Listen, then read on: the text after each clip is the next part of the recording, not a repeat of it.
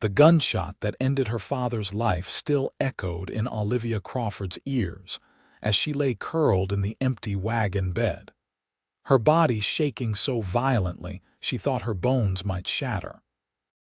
3 days she had been running. 3 days since the outlaws had torn through their homestead like a plague, taking everything including the lives of both her parents and leaving her with nothing but the clothes on her back and a terror so deep it had settled into her marrow. She had climbed into this abandoned wagon on the outskirts of some nameless settlement in the Wyoming Territory, hoping to hide, hoping to disappear, hoping that maybe if she stayed still enough the world would forget she existed and the nightmares would stop finding her in the darkness. The November wind of 1878 cut through the wooden slats like knives, and though she had wrapped her arms around herself, the cold seemed to come from inside her chest, spreading outward until her teeth chattered and her fingers went numb. The sky above was a deep purple turning to black, stars beginning to pierce through like scattered diamonds, beautiful and utterly indifferent to her suffering. She squeezed her eyes shut, willing herself to stop shaking, to be quiet, to be invisible, but her body would not obey. "Miss." The voice made her gasp and scramble backward, her spine hitting the wagon's side panel hard enough to bruise. Through the dim light, she could make out a tall figure standing beside the wagon, a man in a worn duster coat and a wide-brimmed hat that shadowed his features. Her heart hammered so hard she thought it might burst through her ribs. "Please," she whispered, her voice cracking. "Please, I have nothing left to take." The man removed his hat, revealing a face younger than she had expected, perhaps 26 or 27, with strong features and eyes that caught what little light remained in the sky.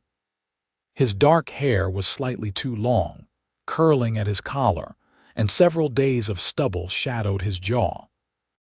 But it was his expression that made her pause, the genuine concern there, the way his brows drew together when he saw her trembling. "I am not here to take anything from you," he said quietly. His voice was low and steady, the kind of voice that seemed built for calming spooked horses. "My name is Fletcher Thornton. I own the livery here in Opal. This is my wagon." "I'm sorry," Olivia said quickly, trying to push herself upright despite her shaking limbs. "I'll go. I didn't mean to trespass. I just needed somewhere to rest for a moment. Hold on now." He raised one hand, palm out, a gesture of peace. "I am not asking you to leave. I am asking if you are all right, because from where I am standing you look half frozen and scared out of your wits." She stared at him, trying to read deception in his face and finding none. That frightened her almost more than hostility would have. She had learned in the past 3 days that kindness could be a mask, that soft words could hide cruel intentions. But the cold was seeping deeper into her bones, and she was so tired, so desperately tired. "I'm fine," she lied, and her body betrayed her immediately with another violent shiver that shook her shoulders. Fletcher studied her for a long moment, then turned and walked away. Panic flared in Olivia's chest, followed immediately by confusion. He returned less than a minute later carrying a thick wool blanket, the kind that looked like it had seen years of use but was clean and whole. He approached the wagon slowly, moving like someone approaching a wounded animal, and held the blanket out to her. "This is going to sound forward, and I apologize for that, but you need to get warm or you are going to catch your death out here," he said. "I have a room above the livery. There is a stove, hot coffee, and a door that locks from the inside. You can have the room tonight, and I will sleep in the hay loft with my horses. No one will bother you." Olivia's eyes burned with sudden tears. She blinked them back fiercely. "Why would you do that for a stranger?" "Because someone should have done it sooner," Fletcher said simply. He set the blanket on the edge of the wagon bed within her reach. Because you look like you have been through something terrible, and I have a sister about your age. I would hope if she needed help, someone would offer it." She reached for the blanket with shaking hands, pulling it around her shoulders. The wool still held warmth from wherever he had stored it, and the relief was so immediate and overwhelming that a sob caught in her throat. She swallowed it down, but not before he saw. Fletcher stepped back, giving her space. "What is your name, Miss?" "Olivia Crawford," she whispered. "Miss Crawford, I give you my word as a man and as a Christian that no harm will come to you tonight. Sleep without fear tonight. Tomorrow we can figure out what comes next, but for now, you just need to be warm and safe." Something in the way he said it, the absolute certainty in his voice, broke through the wall she had been building around herself. She nodded, unable to speak past the tightness in her throat. Fletcher extended his hand to help her down from the wagon, and after a moment's hesitation, she took it. His palm was calloused and warm, his grip steady and careful. When her feet touched the ground, her legs nearly buckled, and his other hand came up to steady her elbow. "When did you last eat?" he asked. "I don't remember," she admitted. "It might have been 2 days ago." Time had become strange and fluid, marked only by the rhythm of fear and exhaustion. "Come on then," he said, releasing her arm but staying close enough that she could grab him if she stumbled. "Food first, then warmth, then rest. Everything else can wait for morning." The livery was a sturdy structure at the edge of Opal's Main Street, built from good timber and maintained with obvious care. The lower level housed 6 stalls, 4 of them occupied by horses that nickered softly as Fletcher led her through. The smell of hay and leather and horses was oddly comforting, earthy and real. A ladder led up to a loft, and beyond that, a narrow staircase climbed to a door. Fletcher unlocked it and gestured for her to enter first. The room was small but clean, containing a narrow bed with a patchwork quilt, a potbelly stove that ticked with cooling metal, a table with 2 chairs, and a shelf holding a few books and personal items. A window looked out over the main street, and she could see lantern light beginning to glow in windows across the way. "I will get the stove going again," Fletcher said, moving to kneel beside it. "Please, sit down before you fall down." Olivia sank into one of the chairs, still clutching the blanket around her shoulders. She watched as he efficiently built up the fire, his movements practiced and economical. Within minutes, warmth began to radiate from the stove, and she found herself leaning toward it like a plant toward sunlight. Fletcher disappeared back down the stairs and returned carrying a basket. "Mrs. Henderson at the boarding house sends meals down for me sometimes," he explained, unpacking bread, cold chicken, cheese, and a jar of preserves. "She always sends too much. I think she believes I am wasting away." He poured water into a kettle and set it on the stove, then began to slice the bread. Olivia watched his hands, noting the careful way he moved, the cleanliness of his fingernails despite his work. Everything about him suggested a man who took pride in doing things properly, who found dignity in the details. "How long have you lived here?" she asked, needing to fill the silence with something other than her own racing thoughts. 5 years this past summer," Fletcher said. "I came out from Kansas after the war. My father was a farrier, taught me the trade before he passed. I wanted to start fresh somewhere, and Opal needed a livery." He glanced at her as he arranged food on 2 tin plates. "What brings you to Wyoming?" The question sent a bolt of pain through her chest. She looked down at her hands, noticing for the first time how filthy they were, dirt crusted under her nails and streaked across her palms. "I lived on a homestead about 30 miles west of here with my parents. We had been there for 2 years trying to make something work." "Had been?" Fletcher's voice was gentle. "There were 4 men," Olivia said, and was surprised by how steady her voice sounded, as if she were recounting something that had happened to someone else. "They came 3 days ago, looking for something to steal, I think, or maybe just looking for trouble. My father tried to protect our home. They shot him. My mother tried to run to him, and they shot her too. I hid in the root cellar. After they left, I buried my parents as best I could, and then I just started walking. I did not know where else to go." Fletcher had gone very still. When she finally looked up at him, his jaw was tight and his eyes hard. "Did you see their faces? Would you recognize them?" "Yes," she whispered. "I will never forget them." He nodded slowly, then set a plate in front of her. "Eat, please, then we can talk about what to do." "What is there to do?" The words came out more bitter than she intended. "They are gone. My parents are dead. The law out here is whatever a man with a gun says it is." "That is not entirely true," Fletcher said. "We have a sheriff in Opal. His name is Ben Garrett, and he is a good man. He won't ignore murder. If those men can be found, he will find them." Olivia wanted to believe him, but belief felt like a luxury she could no longer afford.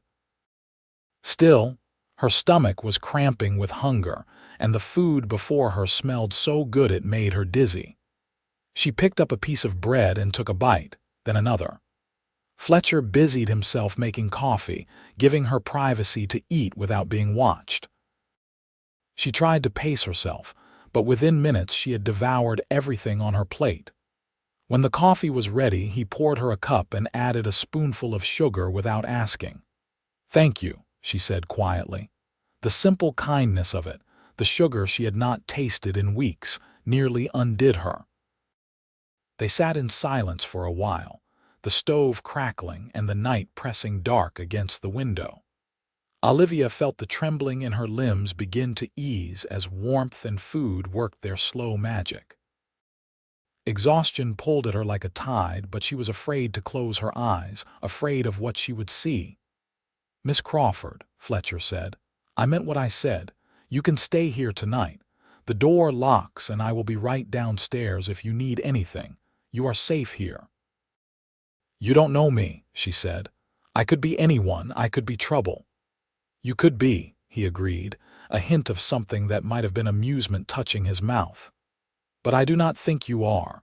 I think you are someone who has had something terrible happen to her and who needs a place to rest." That is all. Tears threatened again, hot and immediate. She blinked them back. "What if I have nowhere to go tomorrow, no money, no family, nothing?" "Then we will figure that out tomorrow," Fletcher said. "One problem at a time. Tonight you sleep. Tomorrow we think about what comes next." There is no shame in taking things slowly when the world has knocked you down. She looked at him then, really looked at him. There was a steadiness to Fletcher Thornton that felt like bedrock, something solid in a world that had become all shifting sand. His eyes were gray, she realized, and they held hers without flinching, without demanding anything, just offering what he had promised. Safety, respite, kindness without expectation. "All right," she said finally. "Thank you." Fletcher stood and gathered the plates.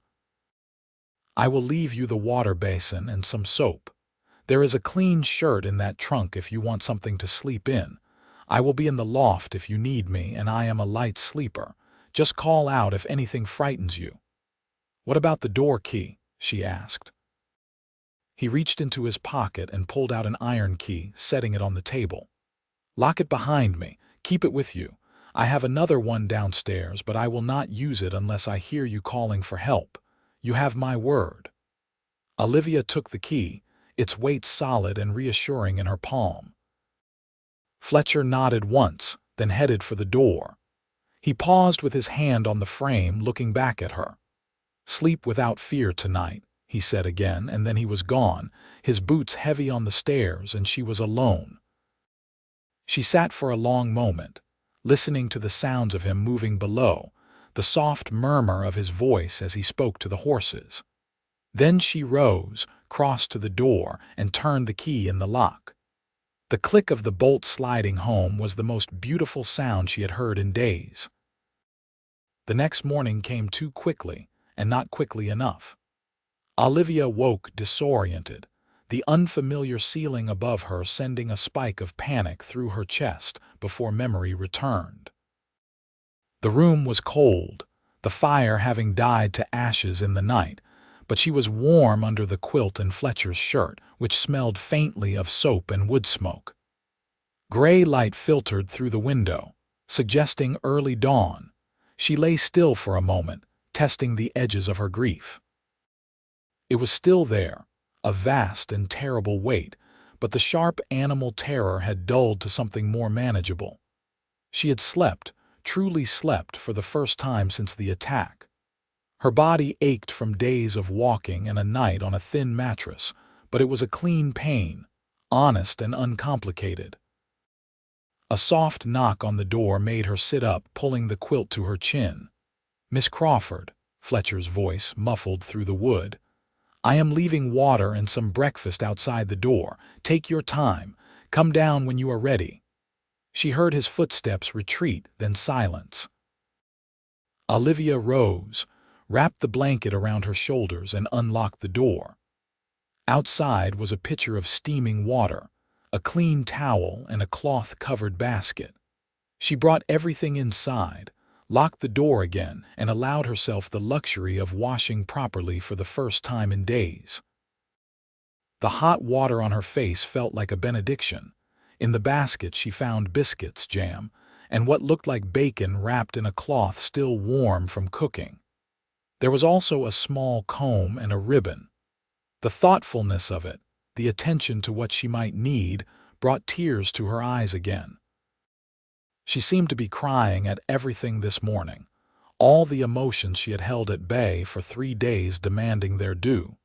She ate slowly, savoring each bite, then worked the comb through her tangled dark hair. It hung nearly to her waist, her one vanity, though it was streaked with dirt and probably hopeless. Still, she did her best, plaiting it into a long braid and tying it with the ribbon. She put her own clothes back on, wrinkled and stained as they were, and wished desperately for something clean to wear. When she could delay no longer, she unlocked the door and descended the stairs. The livery was bustling with morning activity. Fletcher stood in one of the stalls examining a horse's hoof, his coat discarded and his shirt sleeves rolled to his elbows. He looked up when her footsteps hit the bottom stair and straightened, wiping his hands on a rag. "Good morning," he said. "I hope you slept well." "I did," Olivia said. "Better than I have in a long time. Thank you for the breakfast." "You are welcome." He finished with the horse and came over to her, his expression serious. "I sent word to Sheriff Garrett. He will want to speak with you about what happened. I know that will be difficult, but if there is any chance of bringing those men to justice, he needs to know what you saw." Olivia's stomach tightened, but she nodded. She had known this was coming. When? He should be by within the hour. Fletcher hesitated, then added, "I also took the liberty of speaking with Mrs. Henderson. She owns the boarding house, and she is a good woman.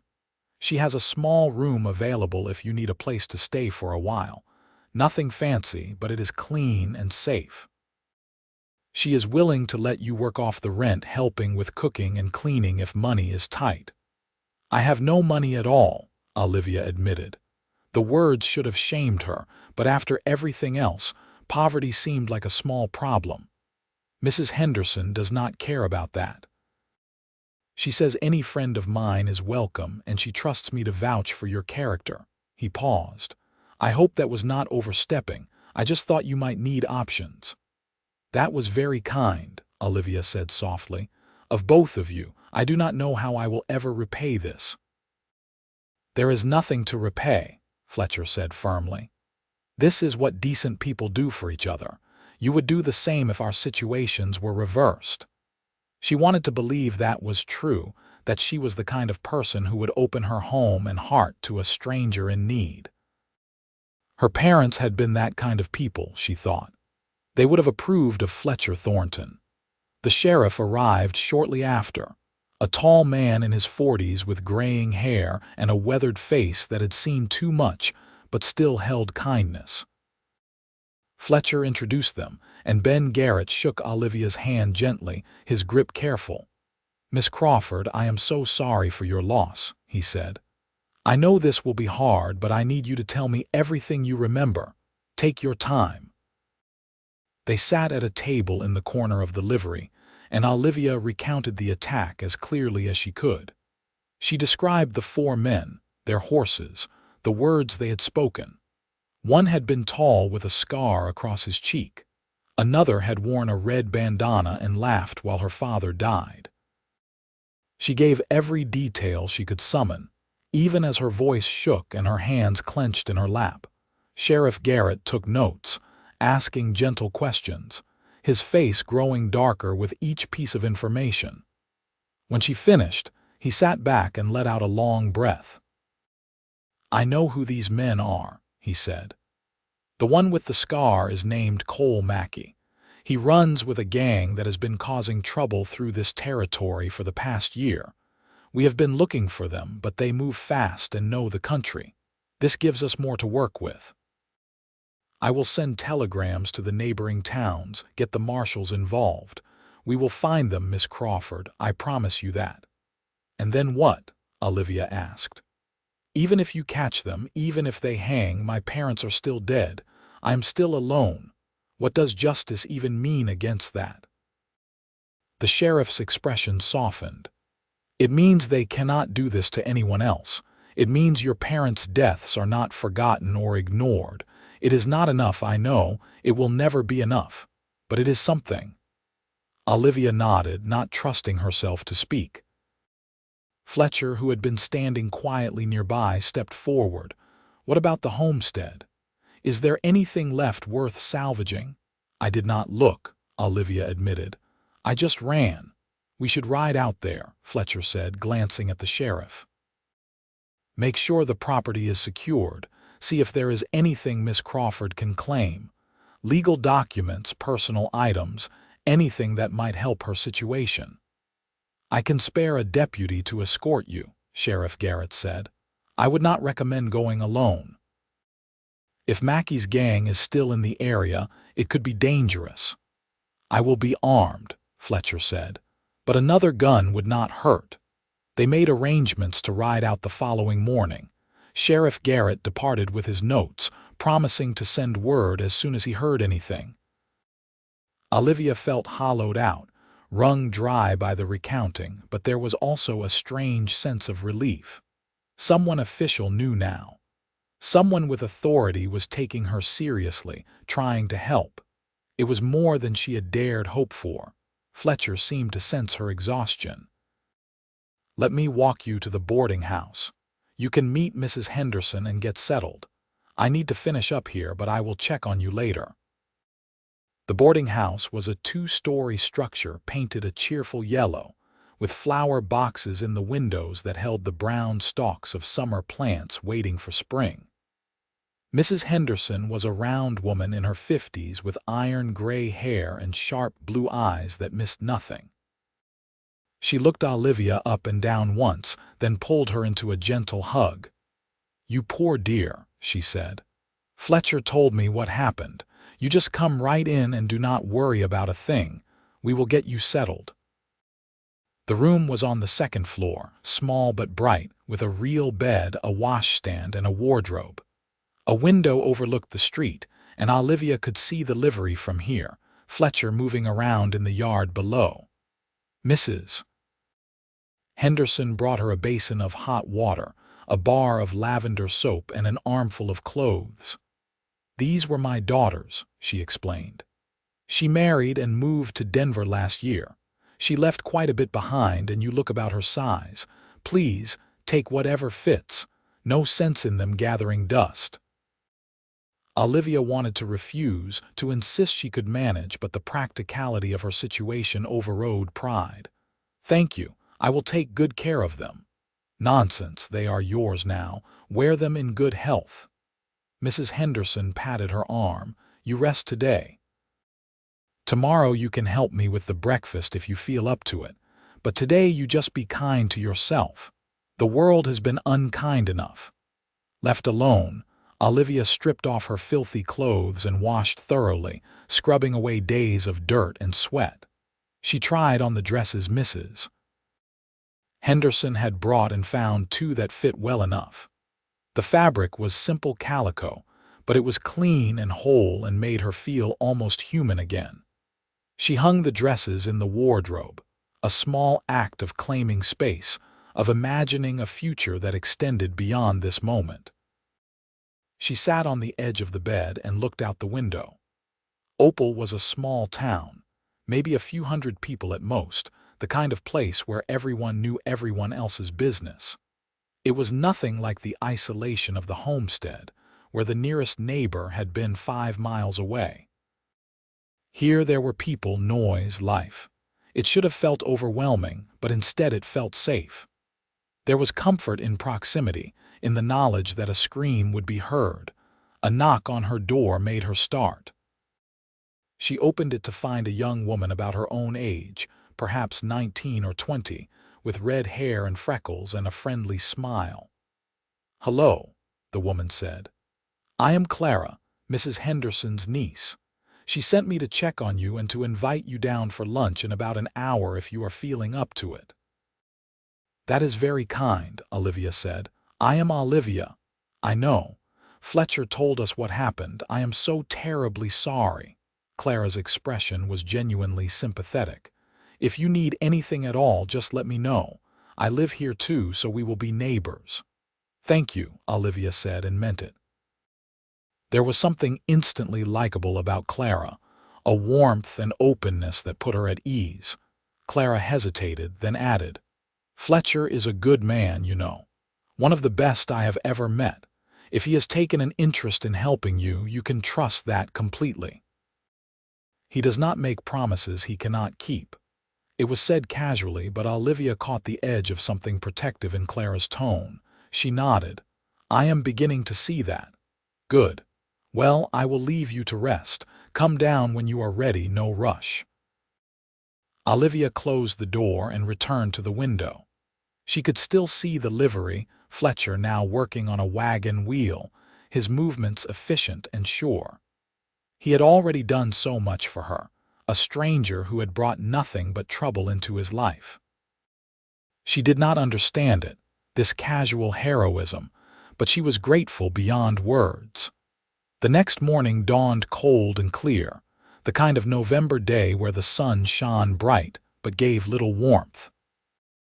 Fletcher arrived at the boarding house just after dawn with 2 horses and a young deputy named Tom who looked barely old enough to shave. They made a summer party as they rode west out of Opal, the landscape opening up into rolling grassland and distant mountains that scraped the sky. Olivia had not been sure she could find the homestead again, but her body remembered the route even when her mind faltered. They rode in silence for the most part, Fletcher staying close to her left side, his rifle across his saddle and his eyes constantly scanning the horizon. She appreciated that he did not try to fill the silence with empty words. When they crested the final rise and the homestead came into view, Olivia's breath caught. From a distance it looked almost normal, the small cabin her father had built with his own hands, the barn they had raised together last spring, the fenced garden plot. But as they drew closer, the signs of violence became clear. The cabin door hung open, broken at the hinges. Belongings were scattered in the yard, torn and trampled. The chickens were gone, the pig had vanished from its pen. Fletcher dismounted first, handing his reins to the deputy. "Stay here with Miss Crawford for a moment. Let me make sure it is safe." He approached the cabin with his rifle ready, disappearing inside. Olivia sat her horse, staring at the 2 crude crosses she had hammered into the ground behind the barn. She had not had time to dig proper graves, had only managed shallow trenches and rocks piled on top to keep animals away. The crosses were made from broken fence posts, her father's name carved on one, her mother's on the other. Even from here they looked pitiful, inadequate to mark the lives that had ended. Fletcher emerged from the cabin, his expression grim. "It is clear. They tore the place apart looking for valuables, I think. I am sorry, Miss Crawford." She dismounted and walked toward the cabin on legs that felt like water. Fletcher caught her elbow, steadying her. "You do not have to go in there. I can look for you, bring out anything that seems important." "No," Olivia said. "I need to see it. I need to know." Inside was devastation. Furniture overturned, dishes smashed, clothing torn and scattered. The few precious items her mother had brought from back east, a silver hairbrush and a cameo brooch, were gone. The strongbox where her father had kept their small savings lay open and empty. They had taken everything of obvious value and destroyed the rest out of spite or boredom. Olivia stood in the center of the wreckage and felt oddly numb. This had been her home for 2 years, every item here placed with care, every object holding memory. Now it was just debris, meaningless without the people who had given it context.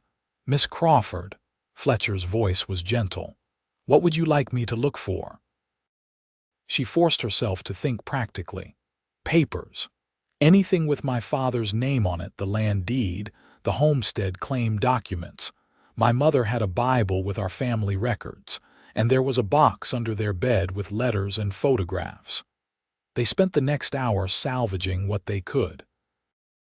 The land deed was found tucked into the rafters where her father had hidden it, creased but intact.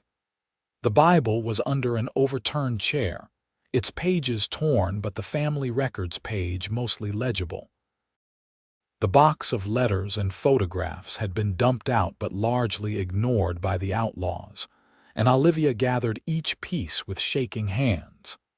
These scraps of paper were all she had left of her parents now, their handwriting and faces preserved in ink and silver nitrate. Fletcher found her father's rifle hidden in the barn, missed in the looting. He also located a small pouch of coins buried in a coffee tin in the garden, probably money her father had been saving for seed. It was not much, maybe $20, but it was something. When there was nothing left to find, they stood in the yard and looked at the ruins. The deputy had wandered off to give them privacy, standing watch on the ridge. "What do you want to do with the claim?" Fletcher asked. "The land is legally yours now. You could sell it or hold on to it or file to continue the homestead yourself." "Continue it," Olivia almost laughed. "By myself. I would not survive a month out here alone." "You could hire help or find a partner," Fletcher said. "I am just saying you have options. This is 160 acres of decent land. That has value." She looked at the cabin, at the graves, at the garden plot where she and her mother had spent so many hours pulling weeds and hoping for rain.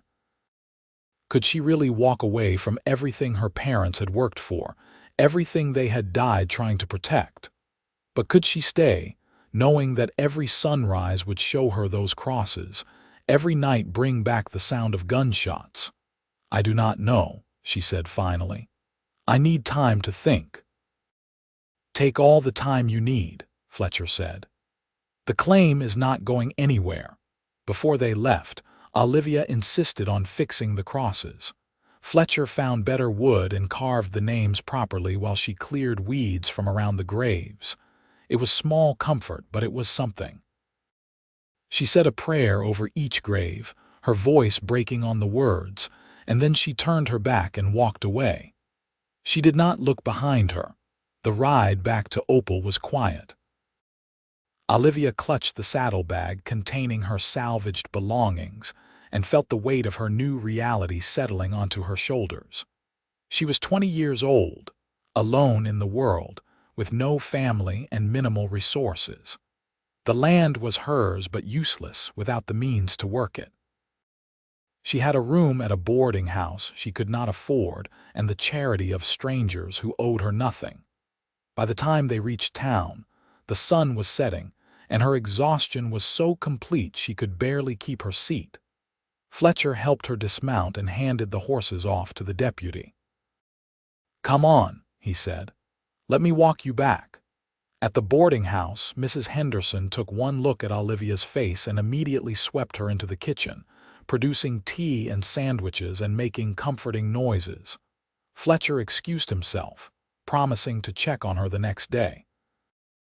Olivia watched him go and felt an odd sense of loss, as if his presence had been the only thing keeping her tethered to earth. That night, she spread her salvaged treasures on the bed and took inventory of her entire life. The land deed, the Bible, 14 letters her parents had written to each other during their courtship, 6 photographs, 3 of her parents together and 3 of her as a child, her father's rifle and the hidden coins, 1 change of borrowed clothes and the dress on her back. It seemed impossible that a life could be reduced to so little. She picked up a photograph of her parents on their wedding day, both of them young and hopeful and impossibly alive. Her mother wore a simple white dress and held wildflowers. Her father stood tall and proud beside her, his hand on her shoulder. They had been so happy then, so certain that hard work and love would be enough. Olivia set the photograph carefully on the small table beside the bed where she could see it. Then she lay down fully clothed, pulled the quilt over herself, and let the tears come. She cried for her parents, for her lost home, for the future that had been stolen. She cried until she had nothing left, until exhaustion pulled her under into a dreamless sleep. The next few weeks passed in a haze of routine and slow healing. Olivia fell into the rhythm of the boarding house, rising early to help Mrs. Henderson prepare breakfast for the residents, cleaning rooms, doing laundry, preparing dinner. The work was endless but not unpleasant, and she was grateful for the way it occupied her hands and mind, leaving less room for grief to swallow her whole. Fletcher stopped by most evenings, often with some small excuse. He needed to return a book Mrs. Henderson had lent him, or he was wondering if Olivia had heard from Sheriff Garrett, or he thought she might like some fresh milk from a farmer who boarded his horse at the livery. The excuses grew thinner, but neither of them called attention to it. They would sit on the boarding house porch if the weather allowed, or in the parlor if it was too cold, and talk about nothing and everything. Olivia learned that Fletcher had fought in the war, though he did not like to speak of it. She learned that he had a younger sister in Kansas who wrote to him faithfully every month. She learned that he loved books, especially poetry, though he hid it behind a practical exterior. He had taught himself blacksmithing from a manual and could repair almost anything that broke. He was methodical and patient, and found satisfaction in work well done. In turn, she told him about growing up in Missouri, about her father's dream of owning land, about the journey west in a covered wagon when she was 17. She told him about her mother's herb garden, about the way her father sang while he worked, about the 100 small details that made up a life. Fletcher listened with complete attention, asking questions that showed he was truly interested, not just being polite. Clara, watching from the kitchen window one evening, remarked to her aunt that she had never seen Fletcher so comfortable with anyone. "He is usually so guarded," Clara said, "but with Olivia he is different, softer somehow." Mrs. Henderson smiled knowingly. "Some people find each other right when they need to. I think those two are both lonely in ways they have not admitted, even to themselves. It does my heart good to see. Do you think she will stay in Opal?" "I think that will depend largely on whether Fletcher gives her a reason to," Mrs. Henderson said, "and whether he has the courage to admit what is growing between them." As November turned to December, word came from Sheriff Garrett. The marshals had tracked Cole Mackey's gang to the Montana Territory and engaged them in a gunfight near Billings. 2 of the gang members were killed, including the man with the red bandana. Mackie himself was wounded and captured, along with the fourth man. They were being held for trial on multiple charges, including murder. When Fletcher brought Olivia the news, she felt oddly disconnected from it. She had wanted justice, had demanded it, but now that it had arrived, she found it empty. The men would hang, probably, and her parents would still be dead. Nothing would bring them back. Nothing would restore what had been lost. "Are you all right?" Fletcher asked, watching her face. "I do not know what I am," Olivia admitted. "I thought this would feel like something, satisfaction maybe, or relief, but it just feels like more endings." "Justice is not the same as healing," Fletcher said quietly. "It is necessary, but it is not enough on its own. Healing takes longer, and it does not come from watching bad men hang. It comes from building something new." "Is that what you did?" "After the war," he was quiet for a moment. "I tried to. Some days were better than others. But yes, coming here, starting the livery, making something with my hands instead of destroying things, that helped. Finding purpose helped." "And did you find it? Purpose?" "I thought I had," Fletcher said. His eyes met hers, and there was something in them that made her breath catch. "But lately, I have been thinking that maybe what I built was just the foundation. That maybe I have been waiting for something without knowing what it was." The air between them suddenly felt charged, heavy with unspoken words. Olivia's heart hammered in her chest. She wanted to ask what he meant, wanted to close the distance between them, wanted things she had no right to want when her parents had been dead less than 2 months. Fletcher seemed to sense her turmoil. He stood, breaking the moment. "I should go. I just wanted you to hear the news from me rather than from gossip. I will see you tomorrow." "Yes," Olivia managed. "Tomorrow." After he left, she sat alone in the parlor and pressed her hands to her hot cheeks. What was happening to her? She should be grieving, should be thinking of nothing but her parents and her loss. Instead, she found herself counting the hours until she would see Fletcher again, found herself watching the window for his familiar figure, found herself smiling at memories of things he had said. It felt like betrayal. It felt like survival. It felt like both at once, and she did not know how to reconcile the two. Clara found her there an hour later, still sitting in the dark. "Olivia, are you all right?" "I think I am falling in love with him," Olivia said, the words escaping before she could stop them. "Fletcher, and I do not know if I am allowed to feel that when my parents are barely cold in the ground." Clara sat down beside her and took her hand. "Oh, honey. Your parents would not want you to stop living. They would want you to grab whatever happiness you can find. Life is too short and too hard to refuse joy when it comes. But it is too soon. People will talk. People always talk. Let them." Clara squeezed her hand. "I have known Fletcher for 3 years, and I have never seen him look at anyone the way he looks at you. If you feel the same way, do not waste time worrying about what is proper or what people will think. You have already lost so much. Do not lose this too because of fear." Olivia turned to look at her new friend. "You really think he cares for me that way?" "I know he does. Everyone knows he does except apparently you." Clara smiled. "The question is, what are you going to do about it?" That night, Olivia lay awake for hours, turning the question over in her mind.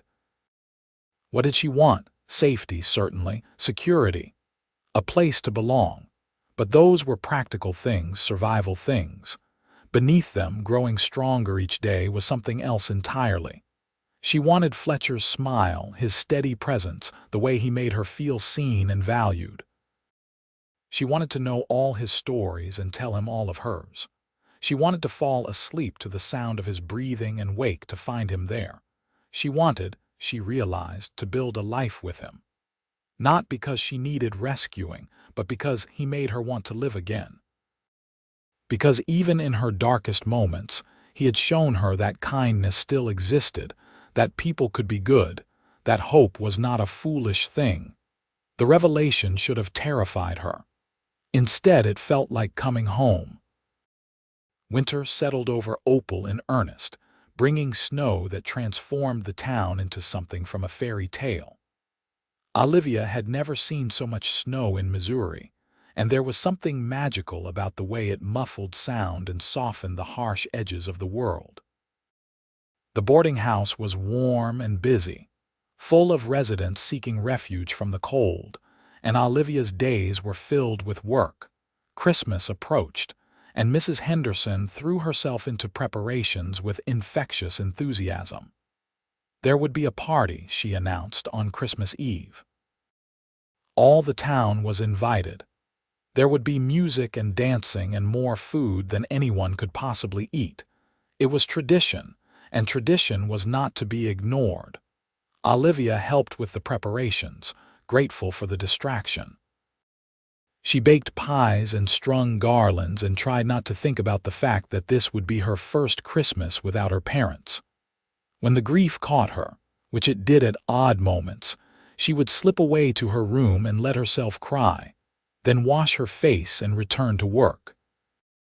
The tears came less frequently now, though no less intensely when they did. Fletcher brought a Christmas tree to the boarding house, a small pine he had cut himself and hauled into town on a sled. He set it up in the parlor and helped decorate it with paper chains and dried orange slices and candles in tin holders. Olivia stood beside him, handing up ornaments, and felt a sense of peace settle over her. This was what life could be, she thought. Simple moments of shared joy, building something beautiful together. "Thank you," she said quietly, "for everything you have done for me. I do not think I have said that enough." Fletcher looked down at her, his gray eyes warm in the candlelight. "You do not need to thank me, Olivia." It was the first time he had used her given name without the formal miss, and the intimacy of it sent warmth through her chest. She smiled up at him. "Yes, I do. You saved my life, Fletcher, not just by giving me shelter that first night, but by giving me a reason to keep going. I was ready to disappear, to just fade away. You would not let me." He was quiet for a moment, his gaze searching her face. "I could not let that happen. You are too valuable, too full of life. Even in your grief, even broken, you shine. I saw that the first moment I found you in that wagon, and I see it more every day." Olivia's breath caught. They were standing very close now, close enough that she could feel the heat radiating from him. The parlor had emptied while they decorated, leaving them alone with the flickering candles and the smell of pine. "Fletcher," she began, not knowing what she wanted to say, only knowing she needed to say something. He reached up slowly, giving her time to pull away, and tucked a strand of hair behind her ear. His fingers lingered on her cheek, and she leaned into the touch without thinking. "I am not good with words," he said, his voice low, "but I need you to know that you have become very important to me. More important than I have any right to claim. If I am overstepping, please tell me now and I will step back. But if there is any chance that you feel even a fraction of what I feel, then I need you to know that I am here. I am not going anywhere. And whatever you need, whatever you want to build for yourself, I would be honored to help you build it." It was not a declaration of love, not in so many words, but it was close enough that Olivia's heart hammered against her ribs. She thought about propriety, about the fact that they had known each other only a few weeks, about what people would say. Then she thought about what Clara had told her, about not refusing joy when it came. "I feel it too," she whispered. "I did not want to. I felt guilty for feeling anything but grief. But I cannot help it, Fletcher. When I am with you, I remember what it feels like to hope." His smile was like sunrise, transforming his usually serious face into something radiant. "Can I court you properly? I know the circumstances are unusual, but I want to do this right. I want to give you time to be sure." "Yes," Olivia said. "Yes, you can court me." Fletcher's hand slid from her cheek to cradle the back of her head, and he bent slowly until his forehead rested against hers. They stood like that for a long moment, breathing together, and Olivia felt something in her chest unknot. This was right. Against all odds and reason, this was exactly right. The Christmas Eve party was everything Mrs. Henderson had promised. The boarding house overflowed with people, the parlor cleared for dancing, tables groaning under the weight of food. Someone had a fiddle, someone else a harmonica, and the music was lively and infectious. Olivia wore one of the dresses Mrs. Henderson's daughter had left, a deep blue calico with lace at the collar, and Clara had helped her pin up her hair. When Fletcher arrived, scrubbed clean and wearing what was clearly his best shirt, he stopped in the doorway and stared at her with such open admiration that Olivia blushed. He crossed the room to her, oblivious to the interested looks they were drawing. "You look beautiful," he said simply. "Thank you. You clean up rather well yourself." He grinned and offered his arm. "May I have the honor of the first dance? You may." They danced, and Olivia discovered that Fletcher was surprisingly graceful for such a big man. He led her through the steps with confidence, one hand firm at her waist, the other holding hers carefully as if she were something precious. She caught Clara's eye across the room and received an enthusiastic nod of approval. As the evening wore on, the party grew louder and merrier. People told stories and sang songs, and at midnight, Mrs. Henderson produced a wassail bowl that had been spiking with rum all evening. Toasts were raised to health and prosperity, and the hope of a mild winter. Fletcher kept close to Olivia's side, not possessively but protectively, and she felt surrounded by warmth both literal and figurative. When the party finally wound down in the early hours of Christmas morning, Fletcher walked her to the stairs leading to her room. They stood in the quiet hallway, the sounds of the party fading behind closed doors. "Thank you for a wonderful evening," Olivia said. "Thank you for dancing with me." Fletcher paused, then reached into his pocket. "I have something for you. It is not much, but I wanted you to have it." He handed her a small package wrapped in brown paper. Olivia opened it carefully and found a book, its leather cover worn but well cared for. She opened to the title page and saw it was a collection of poems by Longfellow. "It was my mother's," Fletcher said. "She loved poetry, taught me to love it too. When she died, she left me her books. This was her favorite. I thought maybe you would like it." Olivia's eyes burned with tears. "Fletcher, I cannot take this. It is too precious."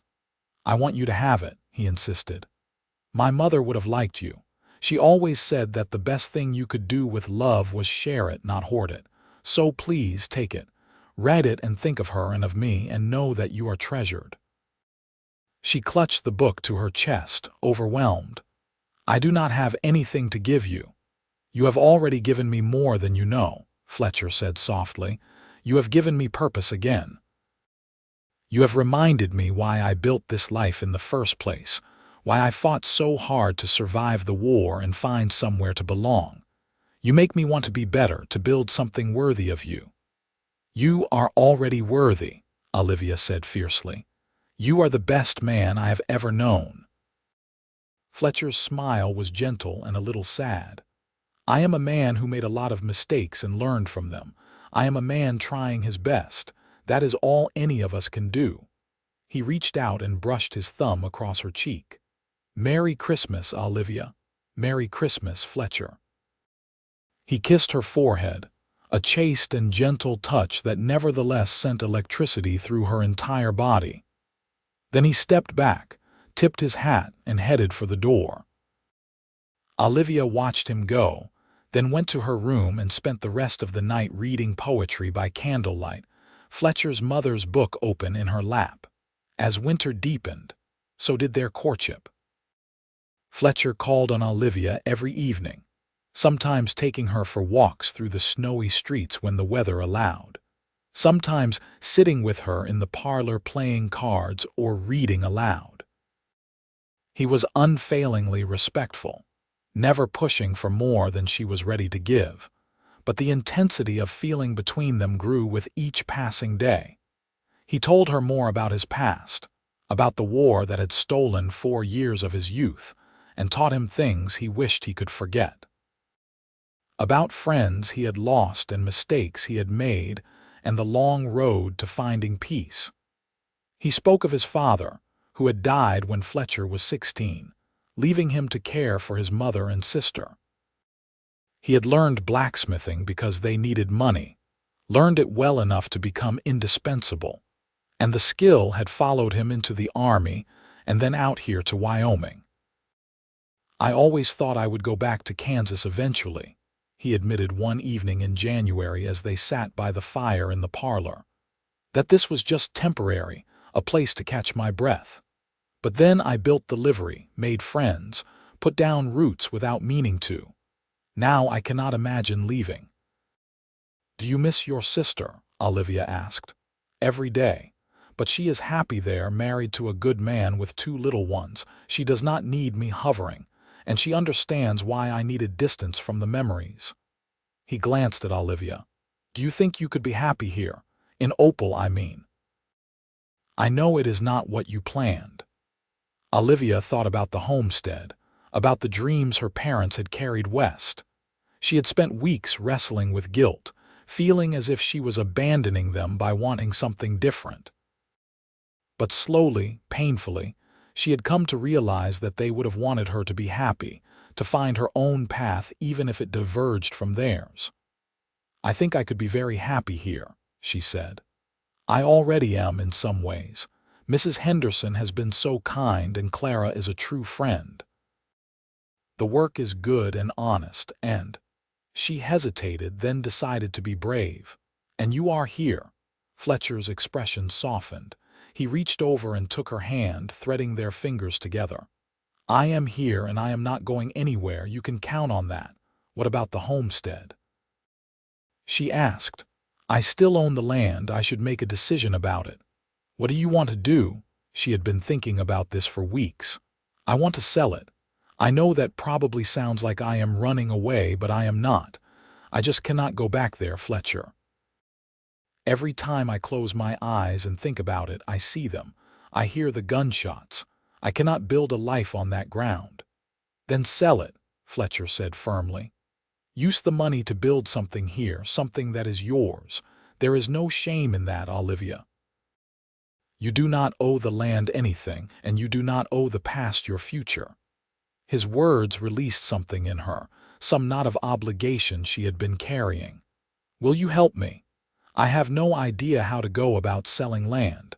Of course I will help you. We can talk to the land agent, get it appraised, find a buyer. It may take time, but we will make it happen." Over the next few weeks, Fletcher was true to his word. He helped her navigate the legal complexities, stood beside her when she met with potential buyers, advised her on fair prices.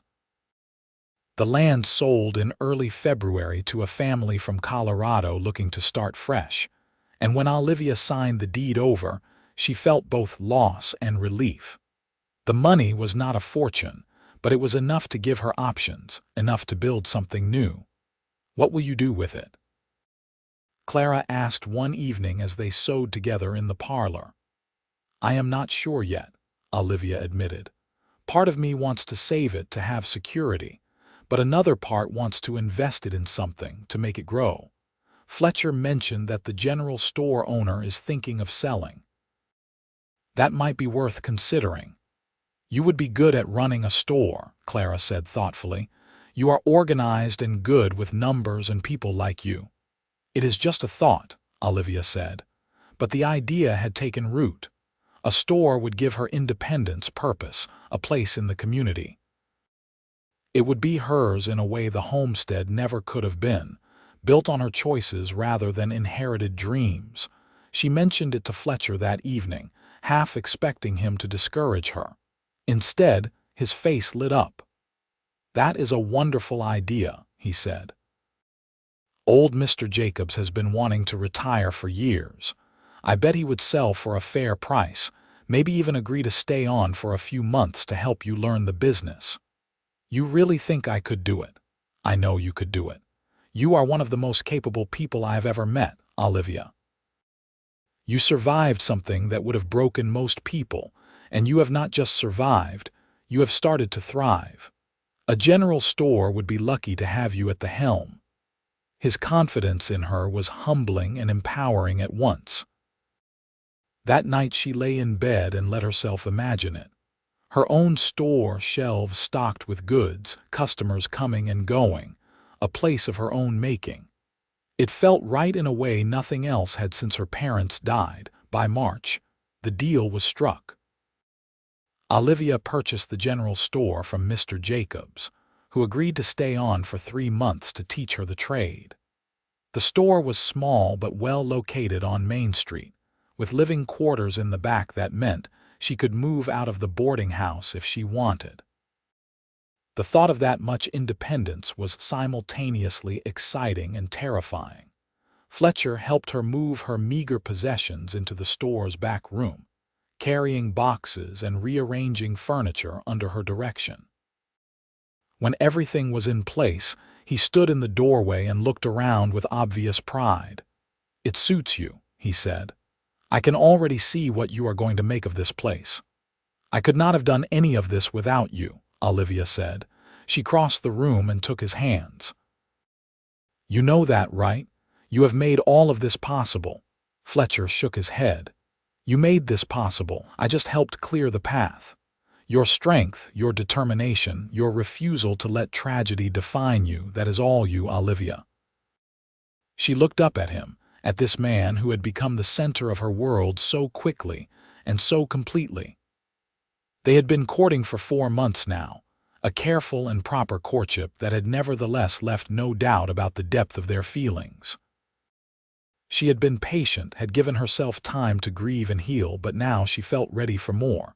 "Fletcher," she said quietly, "I love you. I have loved you for a while now, and I needed you to know." His breath caught. He pulled her closer, his hands warm on her waist. "I love you too. I have been wanting to say it for weeks, but I did not want to rush you. I know you have been through so much. You have never rushed me. You have been patient and kind and everything I needed." She smiled up at him. "But I am not broken anymore, Fletcher. I am healing and I am ready to start building a future. With you if you want that." "Want it?" He laughed, a joyous sound that transformed his whole face. "Olivia, I have wanted nothing else since the day I met you. You have become the best part of my life, the reason I wake up grateful every morning.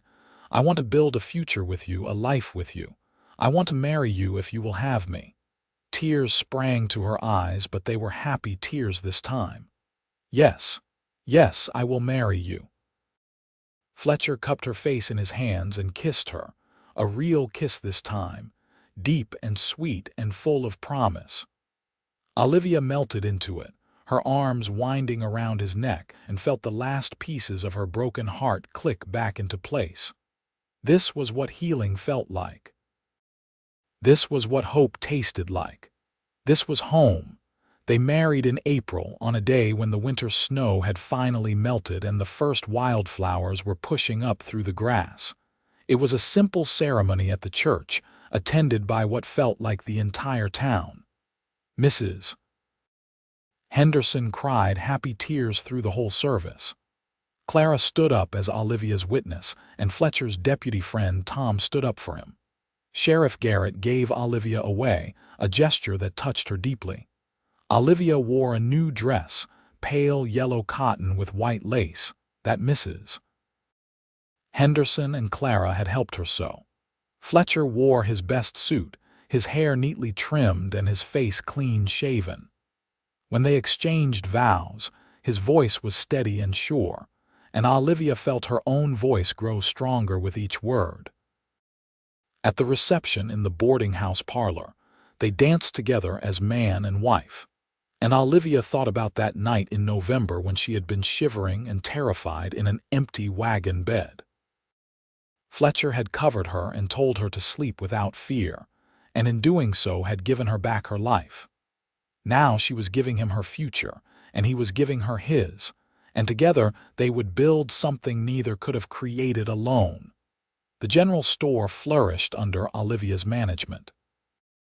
She had a natural head for business, keeping careful accounts and anticipating what customers would need. She expanded the inventory to include more practical items for homesteaders and ranchers, and she never turned away someone who was short on cash, keeping a careful ledger of debts and allowing people to pay when they could. The store became a gathering place, somewhere people came not just to shop, but to visit, to share news, to feel part of a community. Fletcher split his time between the livery and helping at the store, the two businesses complementing each other nicely. Customers who came to board horses would stop in the store for supplies, and people buying goods would often need farrier work done. They settled into a comfortable rhythm, working side by side during the day and retreating to their little home in the back of the store at night. Their first year of marriage was not without challenges. There were hard days when Olivia's grief would resurface without warning, sending her into tears over some small thing that reminded her of her parents. Fletcher learned to simply hold her during those times, offering comfort without trying to fix what could not be fixed. And there were nights when Fletcher woke from nightmares about the war, gasping and disoriented, and Olivia would talk him back to the present, her voice steady and calm. But the good days far outnumbered the hard ones. They laughed together, worked together, built their life together one day at a time. Fletcher taught Olivia to ride better, taking her on long trips through the countryside on Sundays. She taught him to cook more than just coffee and beans, and their dinners became small celebrations of domesticity. They read to each other in the evenings, alternating between poetry and novels, their voices filling the comfortable silence. In the summer of 1879, Olivia realized she was pregnant. The knowledge filled her with joy and terror in equal measure. She had not let herself think about children, had been too focused on simply surviving and building a life. But now, standing in the store with her hand pressed to her still flat belly, she felt the future open up before her in new and wonderful ways. She told Fletcher that evening after they had closed the store. He had been working on the books, his head bent over the ledger, and she simply came up behind him and wrapped her arms around his shoulders. "We are going to have a baby," she whispered against his ear. Fletcher went completely still. Then he turned in his chair, pulling her around to face him, his eyes wide and searching. "Truly, truly," she confirmed, smiling through sudden tears. "In the winter, I think. Late January or early February." He stood and swept her into his arms, lifting her off her feet and spinning her around despite her laughing protests. When he set her down, his face was radiant with joy. "A baby. We are going to have a baby. Olivia, I cannot believe it. This is the best news, the very best news." "You are happy then?" she asked, though his reaction left no doubt. "Happy. I am overjoyed. I am terrified and thrilled and already thinking about everything we need to do to prepare." He cupped her face gently. "You are going to be such a wonderful mother." "And you will be a wonderful father," she said. "Our child will be so loved, Fletcher. So very loved." They spent the evening making plans, talking about names and where the cradle would go and how they would manage the store once the baby arrived. It was the kind of ordinary, domestic conversation Olivia had never thought she would have, the kind her parents must have had once upon a time. The thought brought both sadness and peace. Her parents would have loved this grandchild, would have been so proud of the life she had built. Even in their absence, their love continued in her, and soon it would continue in a new generation. The pregnancy was not easy. Olivia was sick for the first 3 months, barely able to keep food down, and Fletcher hovered anxiously, bringing her dry crackers and weak tea and looking helpless in the face of her misery. But as the sickness passed and her belly began to swell, she felt stronger than she ever had. There was something powerful about carrying life, about feeling the baby move and kick inside her. Clara threw her a party in December, inviting all the women in town to bring gifts and advice. Olivia received tiny knitted booties, soft blankets, practical wisdom about childbirth and nursing, and enough warnings about sleepless nights to make her laugh. Mrs. Henderson gifted her the cradle her own children had used, beautifully carved and solid as stone. As winter set in and her due date approached, Fletcher grew increasingly protective. He insisted she stop working at the store, hiring Clara's younger brother to help with stocking shelves and heavy lifting. He built up the fire in their living quarters until Olivia complained of the heat. He read every book about childbirth he could find, determined to be prepared even though the town's midwife assured him that babies had been arriving just fine for thousands of years without husband's interference. On a snowy night in late January 1880, Olivia went into labor. The contractions started just after midnight, waking her from sleep with their intensity. She shook Fletcher awake, and he immediately went into motion, sending for the midwife and Mrs. Henderson, boiling water, gathering towels, doing everything he had read about with an efficiency born of fear. The labor was long and difficult. Olivia had known it would hurt, but nothing had prepared her for the reality of it, the way pain built on pain until the world narrowed to just her body and its struggle. Fletcher stayed by her side through all of it, holding her hand, wiping her forehead, murmuring encouragement even when she snapped at him to be quiet. Mrs. Henderson rubbed her back and the midwife checked her progress and gave calm instructions, and somehow the hours passed. Just before dawn, as the snow stopped falling and the world held its breath, their son was born. He came into the world red-faced and squalling, perfectly healthy and absolutely furious about being evicted from his warm home. The midwife cleaned him and wrapped him and placed him in Olivia's arms, and she looked down at his tiny perfect face and felt her heart expand impossibly larger. "He is beautiful," she whispered, tears streaming down her face. "Fletcher, look at him." Fletcher was crying too, unashamed, his hand trembling as he reached out to touch their son's downy head. "He is perfect, absolutely perfect. What should we name him?" They had discussed names endlessly, but never quite settled on one. Now, looking at this tiny person they had created, Olivia knew with sudden certainty. "James," she said, "after my father, James Fletcher Thornton." Fletcher's face crumpled with emotion. "Your father would have been so proud," he managed, "of you, of this little one, of all of it. James is perfect."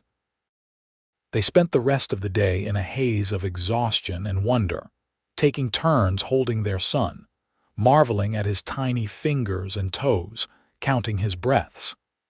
Mrs. Henderson brought food that went mostly uneaten, and Clara stopped by with flowers and cooing noises. Word spread quickly through town, and by evening a parade of well-wishers had come by to congratulate them and peek at the baby. That night, after everyone had left and the store was quiet, Fletcher sat beside the bed with James cradled in his arms. Olivia watched them, her husband and her son, and felt a contentment so deep it was almost painful. "I never thought I could be this happy," she said softly. "After everything that happened, after losing my parents, I thought maybe I had used up my share of joy.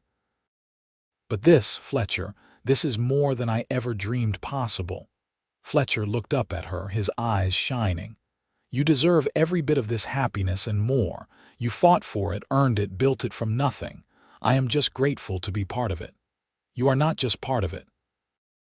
You are the reason for it." Olivia reached out and took his free hand. "That night when you found me in the wagon, I was ready to give up. I had nothing left. But you gave me hope, Fletcher. You gave me shelter and kindness and love, and you taught me that even after the worst happens, life can still be good. You saved me." "We saved each other," Fletcher said. "I was just going through the motions before you, Olivia. Working, existing, but not really living. You reminded me what it means to care about something beyond just surviving. You gave me a family, a purpose, a future worth building." He glanced down at James, who had fallen asleep in his arms. "And now we have this little one to raise, to teach, to love. I could not ask for anything more." They sat together in the candlelight, their son sleeping peacefully between them, and Olivia thought about the journey that had brought them here, the tragedy that had shattered her life, the cold November night that had changed everything, the slow rebuilding of hope, brick by brick, day by day, the love that had grown from kindness and patience and shared dreams. She thought about her parents and hoped they knew, wherever they were, that she was all right. More than all right. She was happy, truly happy in ways she had not known were possible. She had a husband who loved her, a son who needed her, a business that thrived, a community that welcomed her. She had built a life from the ashes of the old one, not forgetting what was lost but not being defined by it either. The years passed in a blur of ordinary miracles. James grew from infant to toddler to a lively boy with his father's gray eyes and his mother's dark hair. The store expanded, requiring them to hire additional help and eventually take over the neighboring building. Fletcher's livery thrived as Opal grew, and he took on an apprentice, teaching the trade his father had taught him. In 1882, Olivia gave birth to twin daughters, Sarah and Emma, who arrived early one morning in April and immediately made their presence known. James, now 2, was fascinated by his baby sisters, constantly wanting to touch them and bring them his toys. The house behind the store felt suddenly too small, and they began making plans to build a proper home on a plot of land at the edge of town. The house took a year to build, Fletcher doing much of the work himself with help from friends. It was a solid 2-story structure with a wide porch and room to grow. They moved in during the summer of 1883, and Olivia spent weeks making it home, hanging curtains and arranging furniture and planting a garden that reminded her, just a little, of her mother's. On their 5th wedding anniversary, Fletcher surprised her with a gift. He led her out to the barn behind the house and showed her a beautiful mare, chestnut with a white star on her forehead. "She is yours," he said. "I know you have been wanting to ride more, and I thought maybe we could take family trips on Sundays, pack a picnic and explore the countryside. What do you think?" Olivia ran her hand down the mare's smooth neck and felt tears prick her eyes. "She is perfect. You are perfect. How did I get so lucky?" "Luck had nothing to do with it," Fletcher said, pulling her close. "We both fought for this, worked for it, chose it every day." "That is not luck, Olivia. That is us refusing to let the world beat us down." They kissed there in the barn with the mare watching curiously, and Olivia thought about how far they had come. 5 years ago she had been broken and alone, shivering in a wagon bed with nothing but fear for company. Now she had everything: love, family, purpose, home. The grief for her parents had never fully left, probably never would, but it had changed shape, becoming something she carried rather than something that carried her. In 1885, their 4th child arrived, a son they named Daniel. James was now 5 and already helping at the store, carefully stacking cans and greeting customers with serious dignity. The twins were 3 and into everything, keeping Olivia constantly moving. Adding a new baby to the mix should have been chaos, but somehow it felt natural, the family simply expanding to make room for another person to love. Clara married that same year, wedding a rancher from a neighboring county, and Olivia stood up as her witness just as Clara had stood up for her. Their friendship had deepened over the years, weathering the busyness of children and work, still making time for tea and conversation, and the kind of honesty that only comes from truly knowing someone. Sheriff Garrett retired in 1886, and Fletcher was asked to run for the position. He declined, saying his place was at the livery and with his family, but the asking itself showed how much respect he had earned in the community. He was known as a fair man, honest and hardworking, the kind of person you wanted as a neighbor. The store became a fixture in Opal, as much a part of the town's identity as the church or the saloon. Olivia expanded the inventory to include more luxury items, small touches that brought a bit of elegance to frontier life. She started a lending library in one corner, free for anyone to use, and it became a gathering place for readers. She hired women when she could, knowing how few options they had for independent work, and paid fair wages. People said you could judge a town by its general store, and by that measure, Opal was doing just fine. In 1888, 10 years after that fateful November night, Olivia woke early on her 30th birthday. Fletcher was still asleep beside her, one arm thrown across her waist, his breathing deep and even. Through the window she could see dawn breaking over the mountains, painting the sky in shades of gold and pink. From down the hall came the sounds of children beginning to stir, James's voice herding his younger siblings with 8-year-old authority. Olivia slipped out of bed carefully and went to stand at the window. She thought about the girl she had been, the girl who had lost everything and climbed into an empty wagon hoping to disappear. She thought about Fletcher finding her, covering her with a blanket, offering safety when she had thought no safety existed in the world. She thought about the years between then and now, the slow accumulation of days that had added up to a life. Arms wrapped around her from behind, and Fletcher's chin rested on her shoulder. "What are you thinking about?" he murmured. "Everything," she said. "How much has changed?" "How much I have changed. 10 years ago today I was just a girl who had been through something terrible. Now I am a woman with a husband, 4 children, a successful business, and more happiness than I know what to do with." "You built all of that," Fletcher said. "Your strength, your refusal to give up, your capacity for hope even when everything seemed hopeless. I am proud of you, Olivia. Every single day I am proud to be your husband." She turned in his arms and kissed him, still in love with this man who had saved her life simply by showing her kindness. "We built it together," she corrected. "You and me, partner. Everything we have is because we chose each other every day, even when it was hard." "Especially when it was hard," Fletcher agreed. He smiled down at her. "Happy birthday. I have a surprise for you later, but first we should probably rescue the kitchen from our children." They went downstairs together to find James attempting to make breakfast, the twins arguing about who got to set the table, and Daniel banging a wooden spoon on his high chair. It was chaos and noise and absolutely perfect. This was life, Olivia thought. Not the grand moments, but the small ones, the daily accumulation of love and work and family. Later that day, after the birthday cake had been eaten and the presents opened, Fletcher took her hand and led her out to the barn.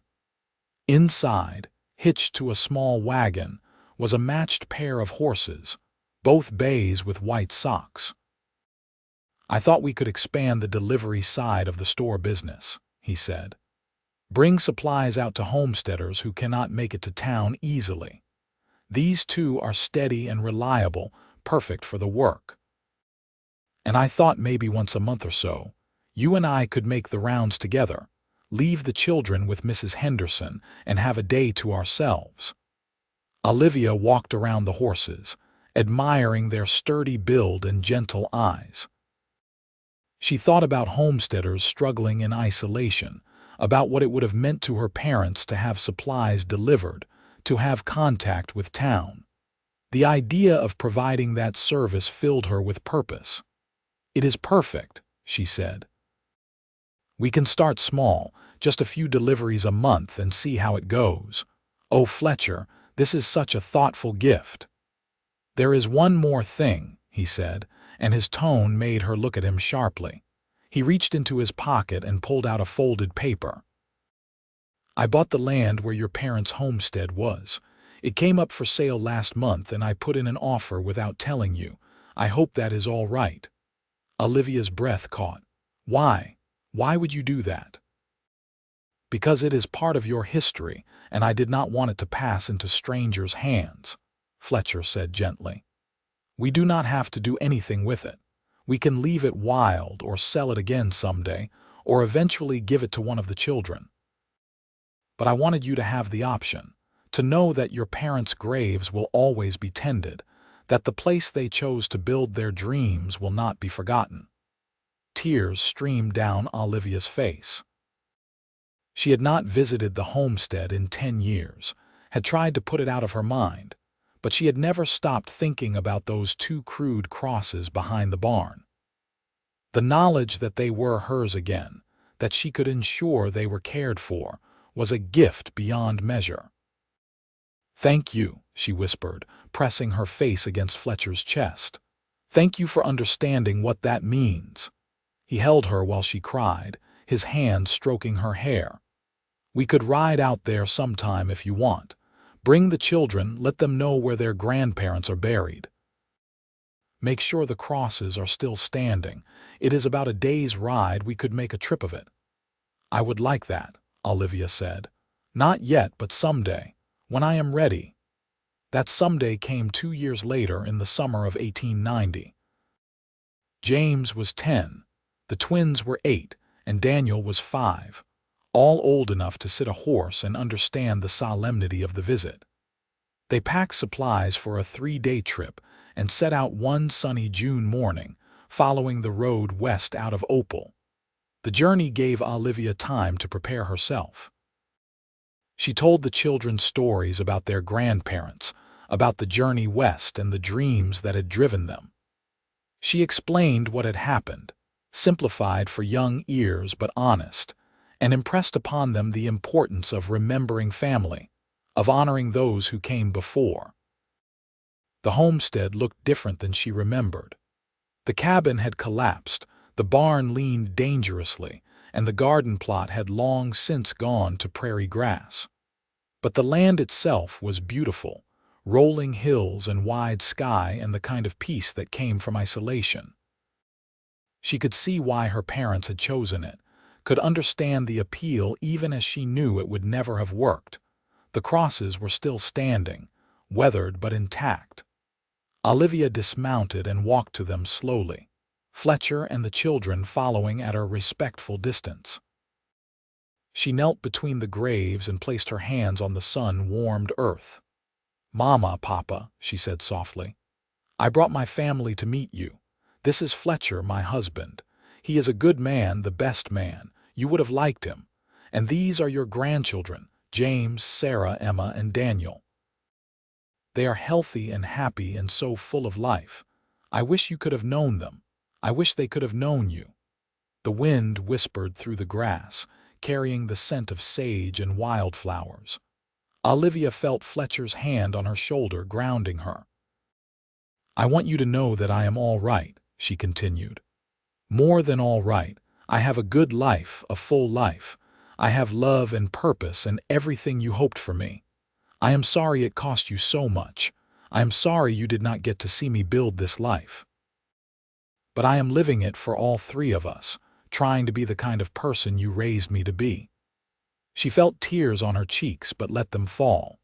Behind her, the children were quiet, sensing this was a moment that required reverence.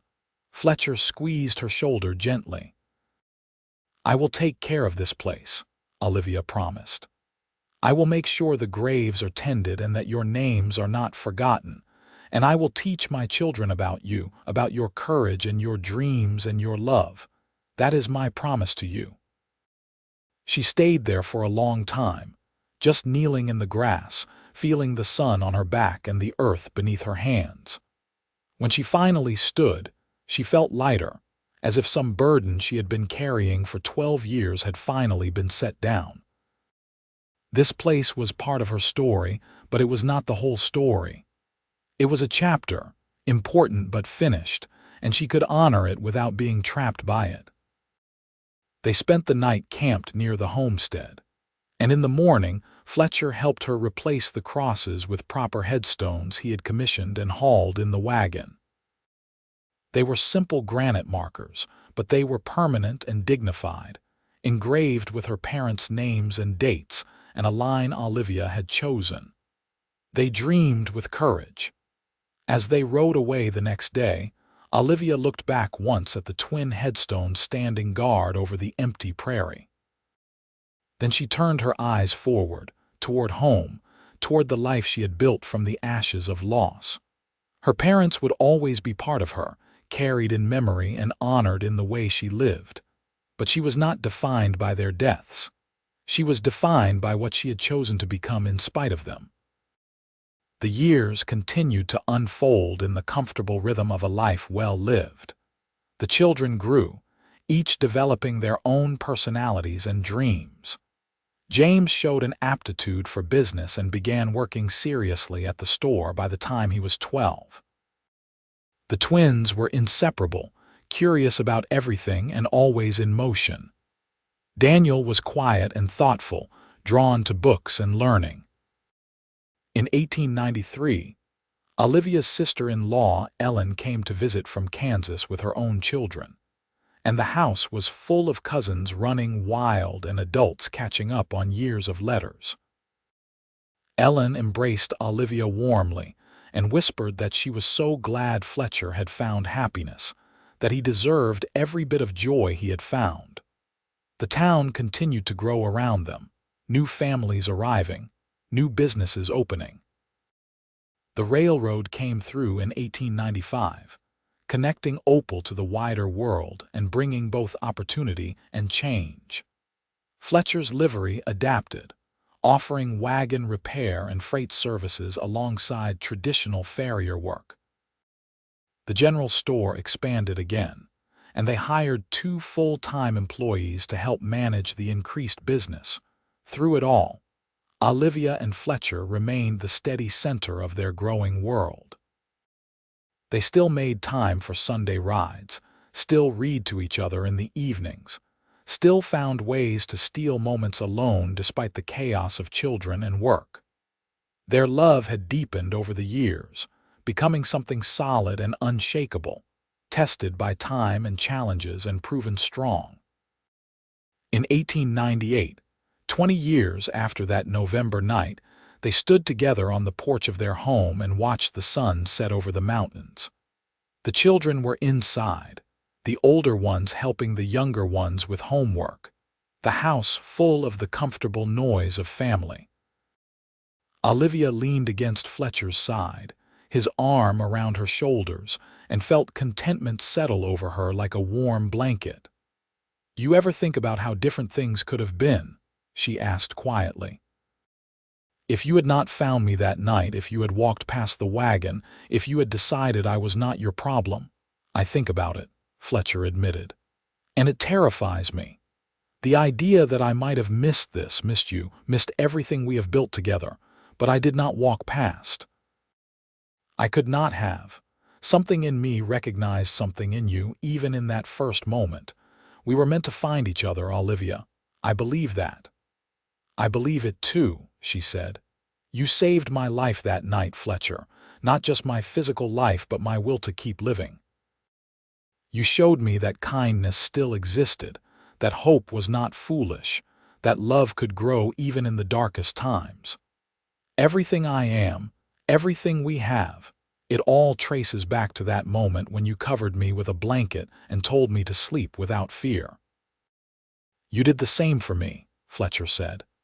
"Maybe not that exact night, but over time. You reminded me that life could be more than just surviving, that joy was worth fighting for, that family could be chosen as well as born. We saved each other, Olivia. That is the truth of it." They stood together in the gathering darkness, comfortable in their silence, watching the first stars appear. Inside, someone started playing the piano they had bought last year, and children's voices rose in song, slightly off-key but enthusiastic. This was home, Olivia thought. This was what home meant. Not a place but people, not perfection but presence, not the absence of pain but the choice to keep building joy anyway. The new century came, bringing change and progress and new challenges. The children grew into adults, making their own choices and chasing their own dreams. James took over the store in 1905, freeing Olivia to pursue other interests. She started a school fund for children whose families could not afford tuition and a support program for widows new to the territory. She never forgot what it meant to be alone and terrified, and she spent the rest of her life making sure others in that position had help. Fletcher handed the livery to his apprentice in 1908, finally slowing down at 56. They sold the house in town and built a smaller place on the old homestead land, close enough to the graves that Olivia could visit whenever she wanted.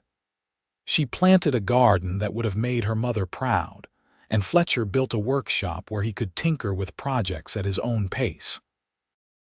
Their grandchildren came often, filling the house with noise and energy and the continuation of family. Olivia would watch them play in the grass and think about cycles, about how life persisted and renewed itself, about how love could echo forward through generations. Her parents' blood ran in those children's veins, their courage and dreams living on in new forms. On their 40th wedding anniversary in 1919, their children threw them a party that brought half of Opal out to the homestead. There was music and dancing and more food than an army could eat. James gave a speech about his parents that had everyone crying and laughing in turns. The twins, now grown women with families of their own, performed a song they had written. Daniel, who had become a teacher, read a poem he had composed for the occasion. When the party finally ended and the last guests departed, Fletcher and Olivia sat on their porch and watched the moon rise over the prairie. They were in their 60s now, their hair gray and their bodies showing the wear of hard-lived lives, but their hands still fit together perfectly. 40 years, Olivia said wonderingly. Sometimes it feels like yesterday, and sometimes it feels like I have known you my whole life. Both are true, Fletcher said. Every day with you is new, and yet you are so woven into who I am that I cannot remember who I was before. You are my best friend, my partner, my love. The best decision I ever made was stopping beside that wagon. The best decision I ever made was trusting you, Olivia replied. I was so broken, Fletcher, so lost. But you gave me a safe place to land, and then you gave me space to heal, and then you gave me your heart. You were patient when I needed patience and steady when I needed strength, and always, always kind. You showed me what love should look like. They sat in comfortable silence, the night air soft around them. Somewhere in the distance, a coyote called and another answered. The prairie was alive with sound and motion, the eternal dance of life continuing as it always had. You have any regrets? Fletcher asked. Olivia considered the question seriously. I regret that my parents never got to know you, never got to meet their grandchildren. I regret the pain that brought us together. But I do not regret anything we have built, anything we have chosen. This life, this love, this family, I would choose it all again in a heartbeat. So would I, Fletcher said. Every bit of it, even the hard parts, especially the hard parts because they taught us what we were capable of. As the years advanced, they slowed but never stopped. Olivia still tended her garden, Fletcher still worked in his shop. They took long walks through the prairie, pointing out wildflowers and watching hawks circle overhead. Their children visited often, and the house was rarely empty of grandchildren and eventually great-grandchildren. In 1925, as they approached their 70s, Olivia began writing down the story of their lives. She filled notebook after notebook with memories, wanting to preserve not just the facts but the feelings, the small moments that had added up to a lifetime. She wrote about the night they met, about the patient courtship, about building the store and raising children and weathering hard times together. She wrote about grief and healing, about choosing hope, about the redemptive power of love. Fletcher would sit beside her while she wrote, sometimes reading over her shoulder, sometimes just keeping her company. When she finished each notebook, she would read it aloud to him, and they would add details together, remembering and honoring all they had shared. "Why are you doing this?" Fletcher asked one evening as she filled yet another page. "Because I want them to know," Olivia said, gesturing vaguely toward the future, toward children and grandchildren and generations yet unborn. "I want them to understand that life can be hard and painful and still worth living. That love is worth fighting for, that kindness matters, that hope is not naive but necessary. I want them to know our story not because we were special, but because we were ordinary people who chose to keep building joy even when the world tried to knock us down." "You were never ordinary," Fletcher said softly. "From the first moment I saw you shivering in that wagon, I knew there was something extraordinary about you. Your strength, your resilience, your capacity for love despite everything you had been through. You are the most remarkable person I have ever known, Olivia." She set down her pen and took his hand. "We were extraordinary together. That is the point. Separately, we were just two broken people trying to survive. Together, we built something beautiful. That is what I want them to remember. That is what matters." Fletcher Thornton died peacefully in his sleep on a cold January night in 1929, 2 days after his 77th birthday. Olivia woke to find him gone, his hand still in hers, his face peaceful. She sat with him for a long time, memorizing the lines of his face, the silver of his hair, the hands that had held her so carefully for 50 years. Then she kissed his forehead and whispered thank you, for everything, for the life they had shared, for the love that had defined her. The funeral brought people from 3 counties, a testament to the life Fletcher had lived and the people he had touched. Olivia stood beside his grave, flanked by her children and surrounded by grandchildren, and felt grief and gratitude warring in her chest. She would miss him every day for the rest of her life, but she would not regret a single moment they had shared. In the months that followed, she found comfort in her notebooks, in the story she had written. She could trace their journey from beginning to end, see the arc of a life well lived. She added a final entry, describing Fletcher's death and the legacy he left behind. Children who loved fiercely, grandchildren who carried his name and his values, a community that was better for his presence, and a wife who had learned from him what it meant to love completely. Olivia Crawford Thornton lived for 3 more years, dying at 75 in the house Fletcher had built on the homestead land. She spent those years surrounded by family, telling stories, tending her garden and finding peace in memory.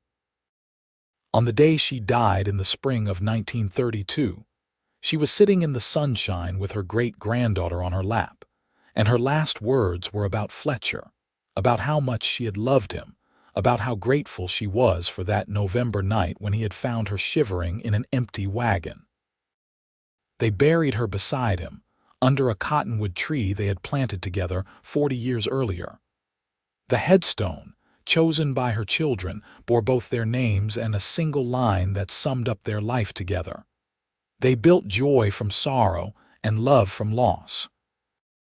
And on the prairie where they had chosen to make their stand, where Olivia's parents dreamed and died and where she and Fletcher had built their forever, the grass grew tall and the wildflowers bloomed, and the wind carried their story forward into the future, a testament to the enduring power of kindness, courage, and love.